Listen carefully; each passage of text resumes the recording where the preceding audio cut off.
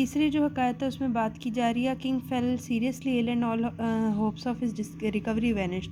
The more the disease was cured the more it became painful. At last the physician agreed that this disease can be cured except by means of a bile of a person endued with certain qualities. Orders were issued to search for an individual of this kind.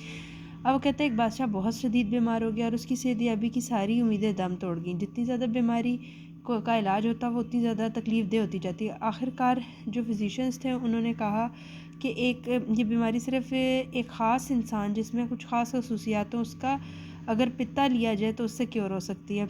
और ये सारे हुक्म जारी हो गए ऐसे आदमी की तलाश के लिए. A son of a farmer was discovered to possess the qualities mentioned by the doctors. The king summoned the father and mother of the boy, whose consent he got by giving them huge amount of wealth. The Qazi issued a decree to shed the blood of a person for the health of the king. The boy was brought to altar and the executioner was directed to slaughter the boy.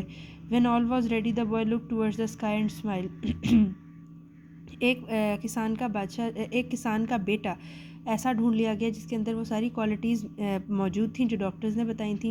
बादशाह ने उसके बाप और माँ को बुलाया और उनकी रजामंदी से उनको एक भारी रकम दे दी और उन्होंने इजाज़त दे दी कि बदले में कि हमारे बेटे का खून बहा दिया जाए.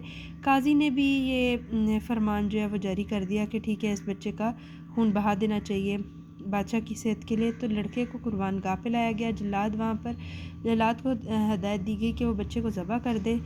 तो उस वक़्त बच्चे ने आसमान की तरफ देखा और स्माइल किया. Why do you laugh in such a position? The king asked. A son looks to the affection of his parents, said the boy. If they fail, they are expected to bring the case before Qazi to seek justice. But in the present case, the parents have agreed to get my bloodshed for the trash of this world. The Qazi had issued a decree to kill me. The king thinks he will recover his health only through my slaying, and I see no other refuge beside God Almighty. To whom shall I complain against your brutality if I am to seek justice from your hand? वो लड़का उससे पूछा गया, बादशाह ने उससे पूछा कि तुम क्यों ऐसी सिचुएशन में मुस्कुरा रहे हो. तो बच्चा कहता है कि ऐसी सिचुएशन में बच्चा जो है वो अपने वालिदैन की शफ़क़त की तरफ देखता है. अगर वो फेल हो जाते हैं तो वो अपना केस जो है काजी के आगे रखता है कि शायद यहाँ से जस्टिस मिल जाए. लेकिन मेरे केस में तो जो है मेरे पेरेंट्स भी मुझे इस दुनिया के मालो दौलत और घटिया माल के लिए मेरा खून बहा देना चाहते हैं. और काजी ने भी फतवा जारी कर दिया कि मुझे मार दिया जाए ताकि बादशाह को जो है शायद उसकी सेहत बेहतर हो जाए. बादशाह भी यही चाहता है कि अब उसकी सेहत बेहतर करने के लिए मुझे मारना ही बेहतर होगा.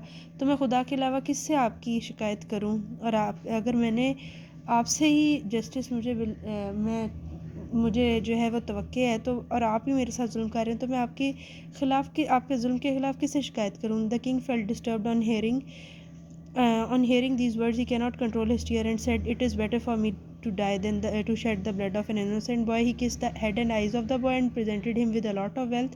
It is said that the king also recovered within a week. बादशाह सब सुन के बहुत परेशान हो गया, रोने लगा और कहने लगा कि मेरे लिए यही बेहतर है कि मैं मर जाऊं बजाय इसके कि एक मासूम बच्चे का खून बहाया जाए. उसने उसको बहुत ज़्यादा प्यार किया और उसको पैसे दिए. और ये बात कही जाती है कि वो बादशाह एक हफ़्ते के अंदर सेहतयाब हो गया. This is the end of the lesson 8.